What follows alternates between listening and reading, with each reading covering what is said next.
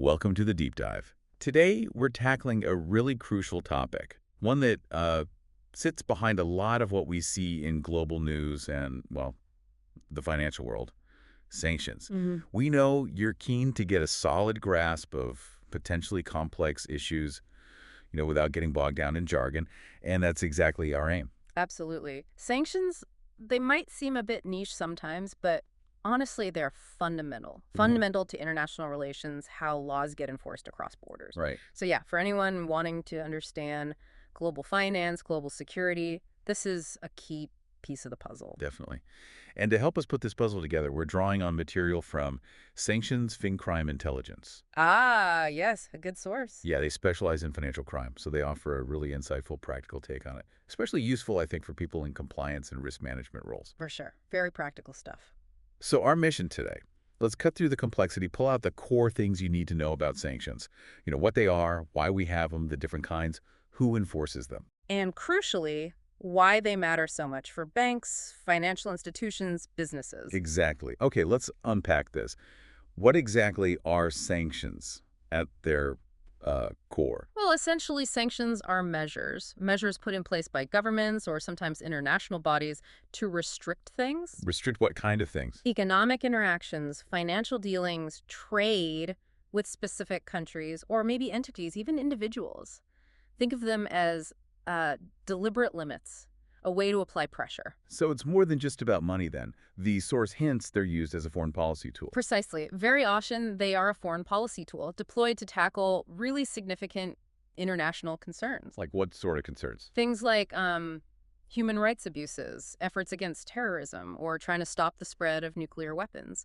Sanctions offer a tangible way for the international community to try and influence behavior on these, well, critical issues. And the stakes sound incredibly high for anyone who doesn't take this seriously, especially, say, banks. Oh, absolutely critical. Financial institutions are right at the sharp end, where these rules really hit. Right. Even if it's unintentional, failing to comply, it can lead to very severe legal trouble, massive financial penalties, We're talking big numbers. huge fines, potentially losing their license to operate, and even, in some cases, criminal charges. So for them, understanding this, sticking to the rules, it's not just good practice, it's absolutely fundamental. Okay, so we have a working definition. Now let's dig into the why. What's the broader purpose? The scope? Well, sanctions serve several key purposes. Mhm. Primarily, they're about influencing behavior, trying to get the target, whether it's a government or group, to change its policies or actions. How else? They're also used to deter criminal or terrorist activities, sometimes to uphold international legal norms, or maybe just respond to immediate geopolitical threats. The core idea is always about creating pressure for change. And it sounds like the targets aren't always entire nations. That's correct. The reach can be quite broad. Yes, they can hit whole countries, we've seen that, but they can also be very specific, very focused. Targeted. Exactly. Yeah. Targeting specific individuals, certain companies, organizations, even specific ships or planes involved in transport, or sometimes entire economic sectors within a country. The source also mentioned unilateral versus multilateral sanctions. What's the main difference there? Good point. So a unilateral sanction is when one country just decides to impose it on its own. The U.S., for example, often does this. Okay. Multilateral sanctions, on the other hand, are agreed upon and implemented by international groups like the United Nations or the European Union. And those probably carry more weight. Generally, yes. They often have broader international buy-in, wider acceptance. Makes sense. So not a one-size-fits-all thing. Hmm. What are the different types of sanctions we see used? There's quite a range, actually. A diverse toolkit, each designed for specific goals. The FinCrime intelligence material lays out several key types. First, you have comprehensive sanctions. These are the really big ones, broadest scope. They essentially ban almost all commercial and financial dealings with a specific country. Like North Korea, for instance. North Korea is a classic example, yes, Hmm. facing very comprehensive sanctions. Wow, that sounds incredibly restrictive. But there are more targeted approaches too. Exactly. That brings us to targeted sanctions, sometimes called smart sanctions. The idea here is to minimize the impact on ordinary people. How do they do that? By focusing very precisely on specific individuals, maybe leaders or certain organizations or key sectors that are causing the problem. So, freezing assets of specific people, restricting certain companies. And a lot of this must hit the financial system directly. Absolutely. Financial sanctions are a very common, very powerful tool. This could mean freezing assets held in the country imposing the sanctions, So blocking their money. blocking their money, or restricting their access to international financial systems like SWIFT. This can severely hamper their ability to do any kind of business globally. What about the movement of actual stuff, like goods? That's where trade sanctions come in, banning or strictly limiting exports or imports of specific goods, specific technologies to or from the target. Which could cripple key industries. It definitely can. Limits access to essential resources or markets. Then, for individuals specifically, you have travel bans. Pretty self-explanatory, that one. Right, stops designated people from entering or even just transiting through the countries that impose the ban. And the source also mentioned sectoral sanctions. How are they different from, say, comprehensive ones? Good question. Sectoral sanctions don't block everything. They target specific industries within a country, maybe their defense sector or energy or technology. What's the restriction then? Often it restricts investment into those sectors or limits providing key services to them. The aim is to weaken those specific parts of the economy deemed problematic without a full embargo. Okay, so there's a real toolbox of options available. Now, who are the main players globally? Who actually sets these sanctions and makes sure they stick? Right, the enforcers. Globally, there are several key authorities you really need to know. In the U.S., it's the Office of Foreign Assets Control, OFAC. Hugely influential, massive global reach. OFAC, okay. Heard of them. Then in the UK, you have the Office of Financial Sanctions Implementation, or OFSI. And for the EU as a whole, it's the European External Action Service, the EES. These are major players. And it's not just single nations or blocks, is it? There's an international level, too. Correct. The United Nations Security Council, they issue international mandates for sanctions, which all UN members are generally expected to implement. So UN sanctions have broad backing. Theoretically, yes. And beyond that, as the FinCrime intelligence source notes, other countries have their own regimes too. Canada has its list, Australia has its own via their Department of Foreign Affairs and Trade, DFA. So it sounds like a bit of a complex web. Lots of different lists, different rules. Exactly right. And that's where the real challenge comes in, especially for businesses and banks operating across borders. Each authority, OFAC, OFSI, the EU, the UN, Canada, Australia, maintains its own list of who's sanctioned. And they often have slightly different compliance expectations. Keeping track of all that, it's a significant task. Which leads us perfectly into the impact this all has. For financial institutions, businesses, it must feel like navigating a minefield. It really can be. The compliance challenges are huge. One of the absolute basics is transaction screening. Right. Banks, payment processors, they need sophisticated systems.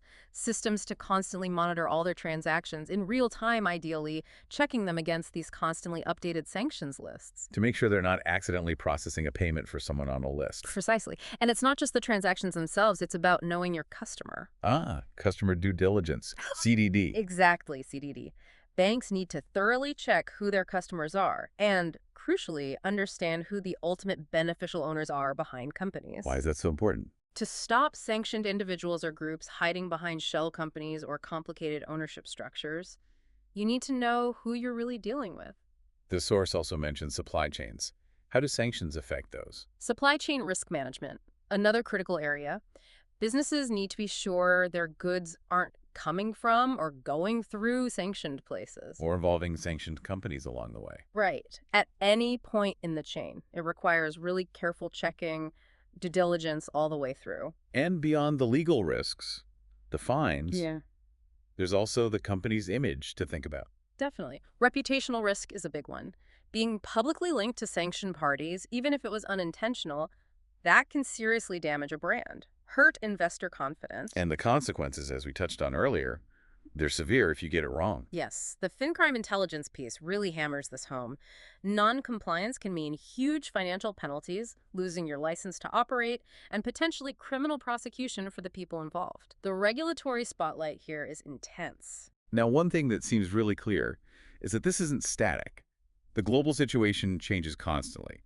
How does that affect sanctions? That's a key point. The world of sanctions is inherently political, and because of that, it's incredibly dynamic. Things can change very, very quickly. What kind of events trigger changes? All sorts, really.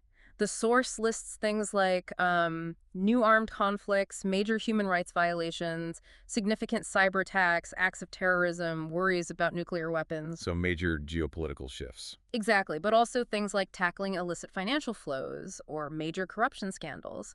Any of these can lead to new sanctions being imposed or existing ones being changed, sometimes overnight. So it's not a case of learning the rules once and you're set. Constant vigilance is needed. Constant vigilance is absolutely the phrase. Organizations need to be agile. They need systems that can quickly pick up on new sanctions or modifications to old ones and react immediately. What was okay yesterday might be forbidden today. Given this complexity, the high stakes, the constant change, what are some key best practices for organizations trying to stay compliant? Well, the source outlines several crucial strategies. First off, you need regularly updated screening tools and watch lists. That's your first line of defense. Make sure your lists are current. Okay, what else? Ongoing sanctions risk assessments. You need to understand where your specific business might be most vulnerable.